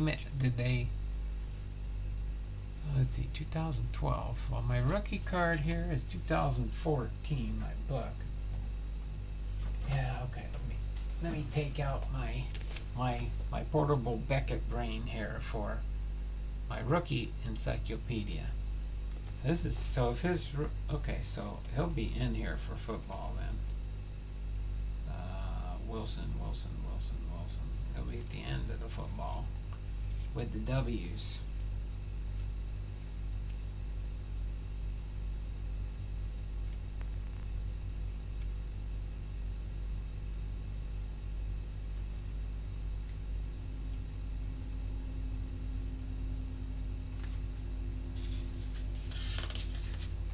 I'm pretty sure it is 2012 now that I think of it. Boy, a lot of Williams and Williamson.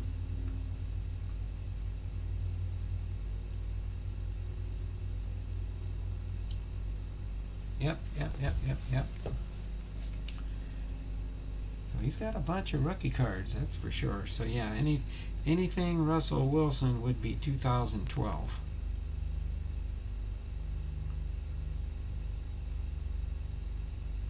Anything 2012, and he's got like 5, 6.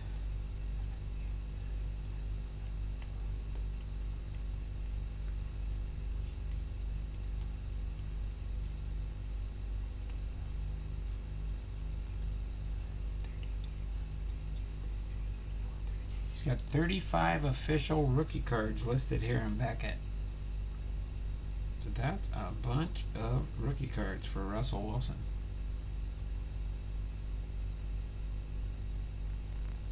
I don't think any of these, I think this was the oldest one we had in there, 2013.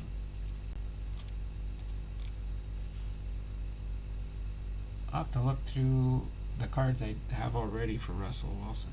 I know if I look up baseball, Russell Wilson, baseball.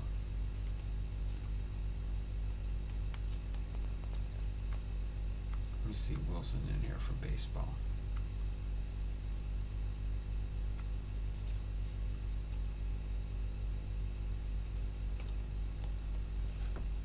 They probably don't even really have him listed in here. They didn't even put Russell Wilson in here for baseball. I could show you his baseball card, I think. Where'd I get those cards? Oh, I put them in my other box. I got a bigger box of them. One of these days I'll pull my Russell Wilson baseball card for the when he was signed initially with the Colorado Rockies for their baseball team. Oh, the one I sent you last time was a 2012 score, Hot Rookies. Oh, okay, so you did send me one. So at least I know I have one Russell Wilson rookie card. That's fine. This is fun. This is fun. Okay, what I'm going to do is I'm going to keep these Hall of Famer cards for Friday. But let's see, what do we got? We got 10 thumbs up. So I think I'll open up some more Seattle Mariner cards here. These Seattle Mariners. Yeah, this is Seattle. These are Seattle Mariners. All these, right? Yeah, this is Seattle Mariners. This is Seattle Mariners. I think these are all. I might want to open this one. I like that one. That one's got me intrigued there.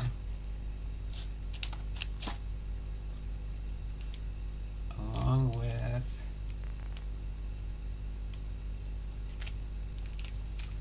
let's see, probably that one.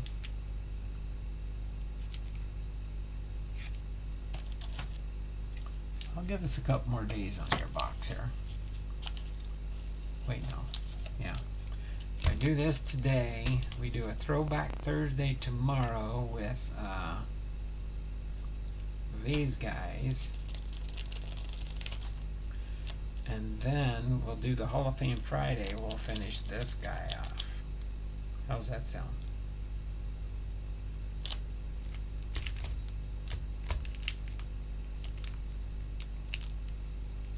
Yeah, why don't we do that? Okay. I'm going to put this up here, and this up here, and this up here.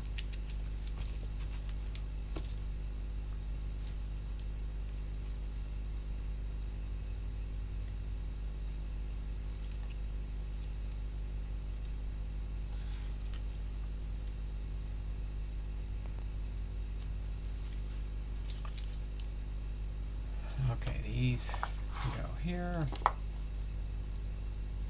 Put these guys in the front.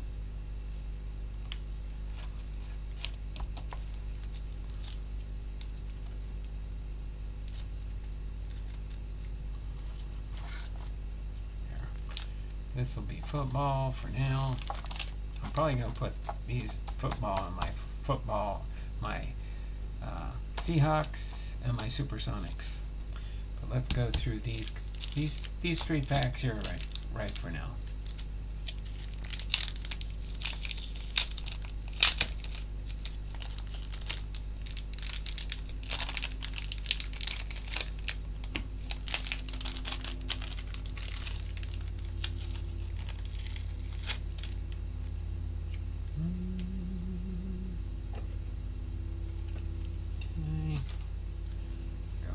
See what we got in here. I see some Yusei Kikuchis. There's a Kikuchi. I say Kikuchi. You say Kikuchi. Kikuchi. Kikuchi. Kikuchi. Alright, Tim Davis. Mark Newfield.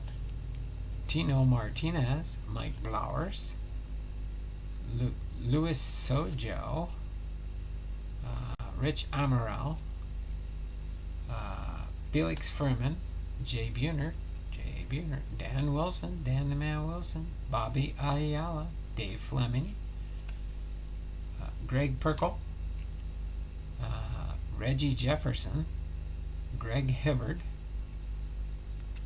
for those, what year was this one?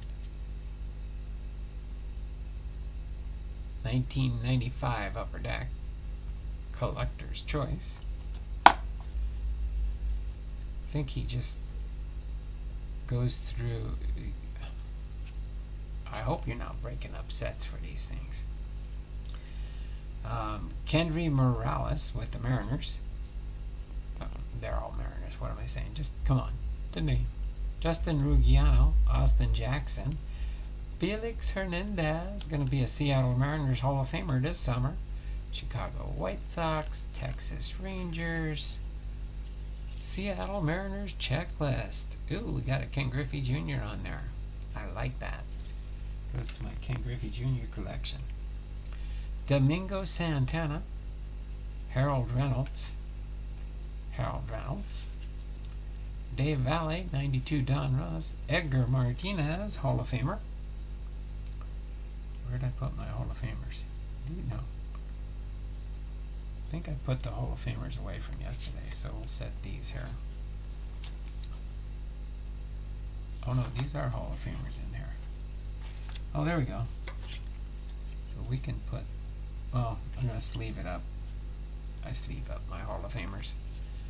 Tino Martinez, Dave Burba, Bill Kruger, Brent Nackert, Dave Fleming, rated rookie, Jeff Nelson, rated rookie, Brian Holman, Mike Schooler, Pete O'Brien, Harold Reynolds, Scott Bankhead, Bill Swift, Alvin Davis, Mike Jackson, Dave Bally, J.A. Happ, Seattle Mariners team card.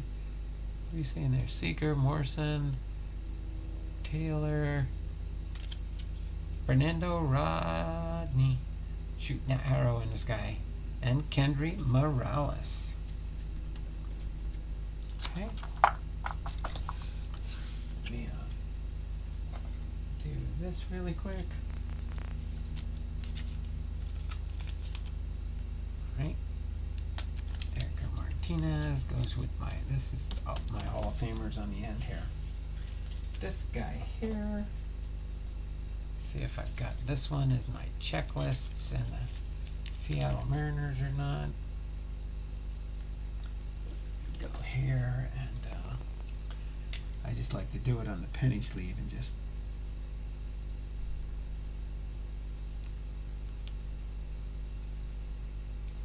circle Ken Griffey Jr. there, and I'll see if I can add that, my Ken Griffey Jr. binder.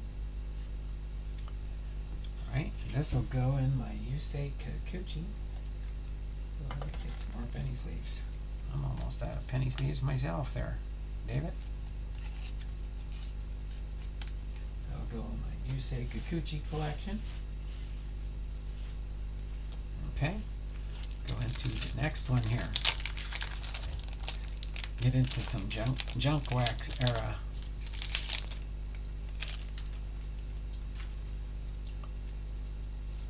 '80s and '90s, I think. Yep, 90 there, because I know the back here is definitely a 1991 Fleer.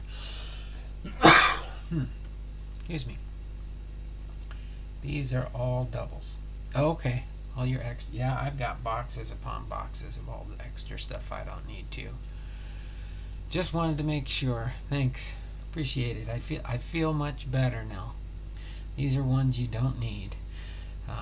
Tim Belcher, Felix Furman, Alex Diaz, Dan the Man Wilson, Randy Johnson, Hall of Famer. Randy Johnson, Hall of Famer here. What are we at? Just 10 thumbs up. Yeah, we're going to end up these packs here and we'll end the stream. We're almost at the 2-hour mark. Tino Martinez, Randy Johnson again here, Vince Coleman, Jay Buhner, Joey Cora, Andy Baines, now appearing Bob Wilcott.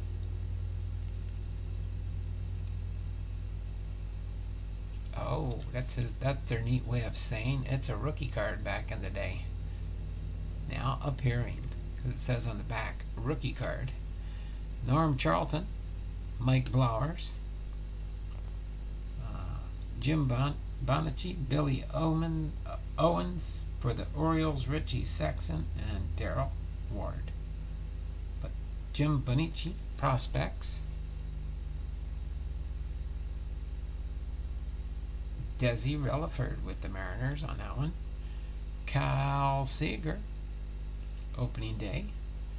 Felix Hernandez, Mickey Brantley, Edwin Diaz, All-Star Game. That's pretty cool. Can't stay with us too long now.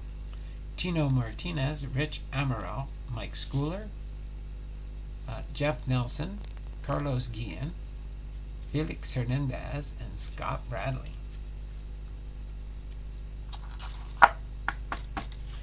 And I think we'll do this last one today, so we'll do the rest of the baseball here. We'll do the Hall of Famers on Friday. So we'll finish this box off on Friday. That'll be fun. Oh, we got some sleeve cards in this one. Could mean we might have some good stuff in here along with this old one here. Alvin Davis. Let's see. Oh, we got some stickers here. Awesome.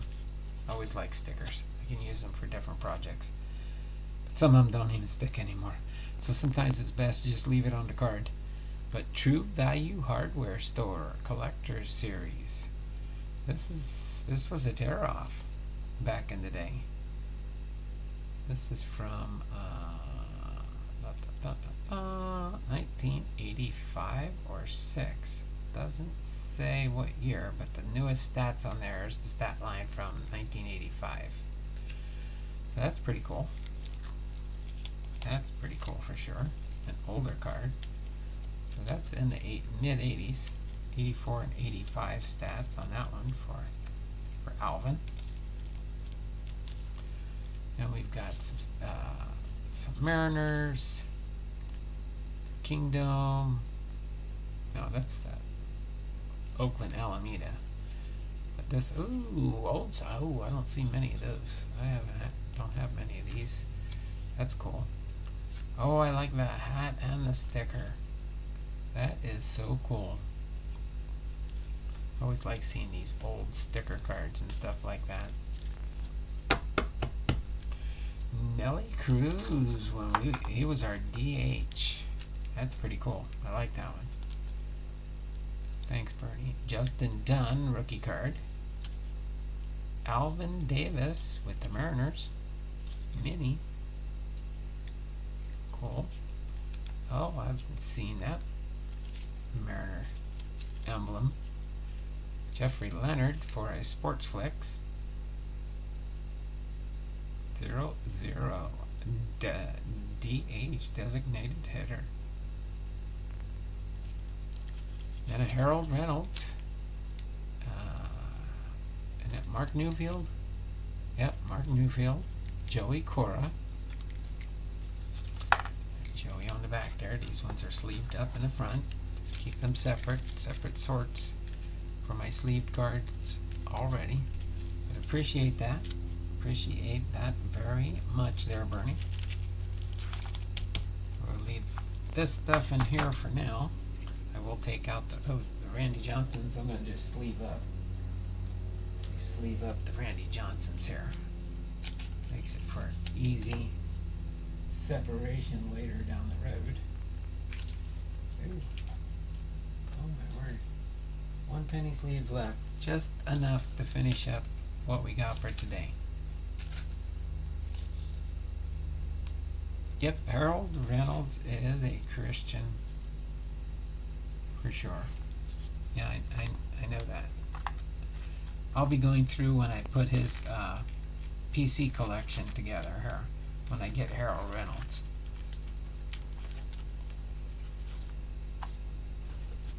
But yep. Alright, so we're going to go ahead and get ready to finish things up here. We only got the 10 thumbs up, so no box opening product tomorrow. If we don't get the thumbs up by Friday, we will open up a box of cards every Friday at the latest. It's just if we get the thumbs up earlier, Guru is lurking in the background. I figured you might be there, David. I figured you might be lurking. Getting ready to say you're here for the end. Okay? I'm going to put this away for now. Tomorrow will be our Thursday. Let's see. Me and my wife are either going to... these are all doubles. No problem. Harold Reynolds, Christian, lurking. Big Ray's lurking. I know you guys are all lurking. Ready for me to clean out. So we will be doing a throwback tomorrow. It'll probably be something different. I will get... Oh, I won't get that out yet. I'll figure out what to do with some of these footballs. I will definitely send them to Patreons or repack boxes for some of my favorite channel people that have supported me with family mail call packages through the years. That's what I do there. And or were Patreons at one time. Just setting up tables and chairs for flower service Sunday at church. Oh, the flower service for Mother's Day. Yep, it's Mother's Day. We're having a Mother's Day luncheon for the ladies on Saturday. All the ladies are going to have a lunch and have their little Ladies' Day out type thing. So again, we'll be doing these tomorrow, along with whatever content I come up with. Okay? These are Hall of Famers that have been sorted already. Matter of fact, I'll probably move these for now just to make room in the box. Now we'll go through these Hall of Famers here and the football.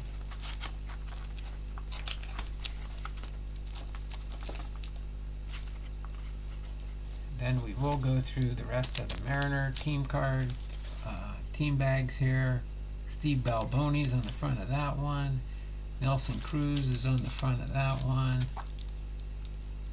And Justin K is on the front of that one, star rookie. So we'll be doing that. These I will put in my Hall of Fame sort, since these are all sleeved up and rip-roaring ready to go.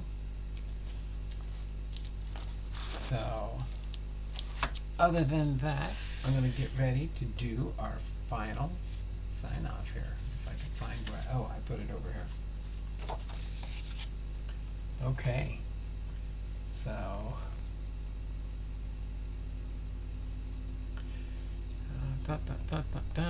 is Tim ever here? Did you complete your set, Guru? I don't know. Guru's always working on some kind of set. That's for sure. Let me get my live chats up here.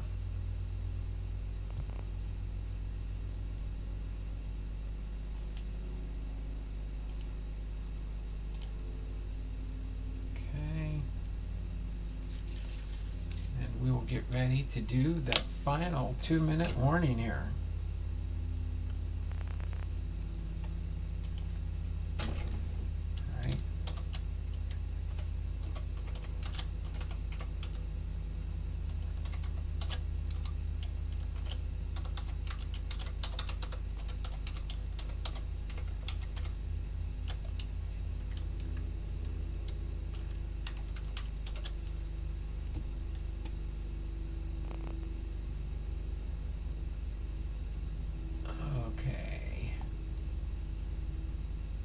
Not here. Probably napping. Okay. Alright. There we go. Start the end of stream 2-minute warning. We will end promptly at 4 o'clock. So until then, go ahead and get your ending. Let's see, we got Dragon Fan Tim's here. He gets +2. Bernie H gets +2. Center Hill Cards gets +2. Guru and Wahoo gets +2. Sensei Domino gets a +2. Chuck Dupree gets 1. Big Ray gets +2. Guru God is Great gets +2. I think everybody got their +2. Where's Cops? Is Cops lurking around in the background? Still got less than a minute. Let me get ready for the end of stream here.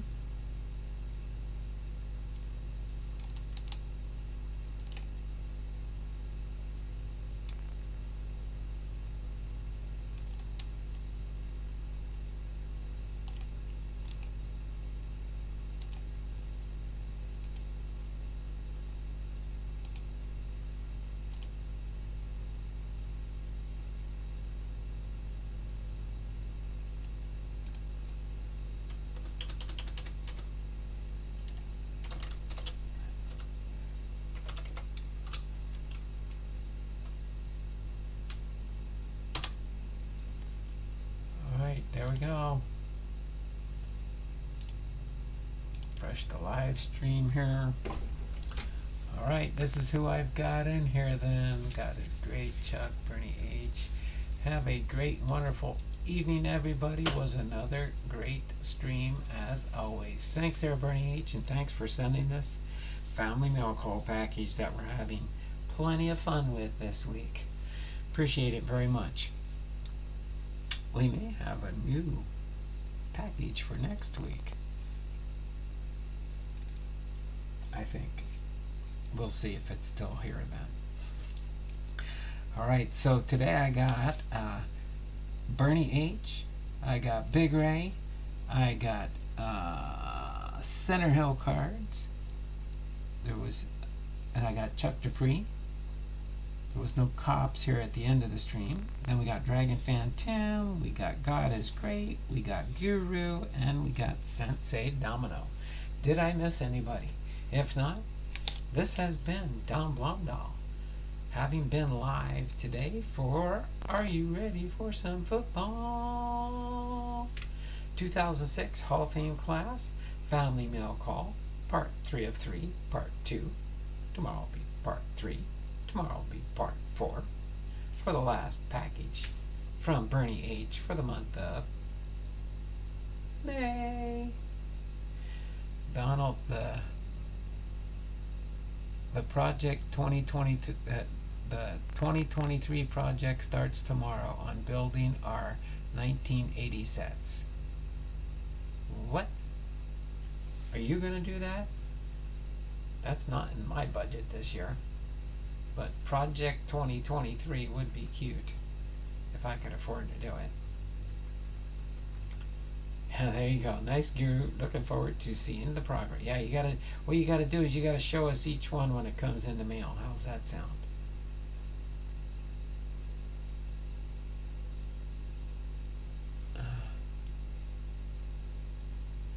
Building R2.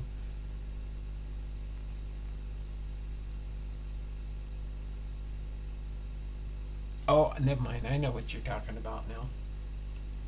Yes, sir. On my dime. But it's okay. It's a 2023 project. Starts tomorrow on building the 1980 sets. I know what you're saying now, David. You had me confused. I thought it was like a Tops Now type product. 2023 project.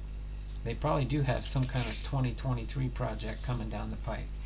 But I will give you an update tomorrow, see how we are doing on May. It is scheduled for a throwback Thursday tomorrow. I'll try and figure out what we're going to do. If we're, well, you know what, maybe I'll do something like that instead. But we'll see. I will come up with something between now and then. So, this has been Don Blomdahl, Hall of Fame Veterans, Sports Cards, and more.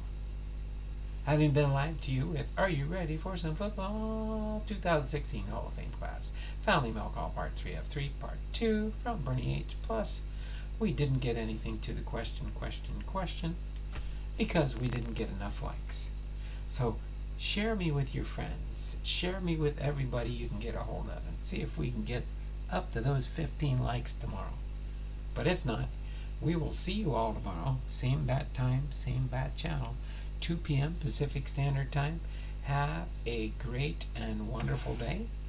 And as David says at the end of all his streams, it's not just words. Be blessed. Appreciate it all. I did that when I wasn't collecting. Took an entire summer.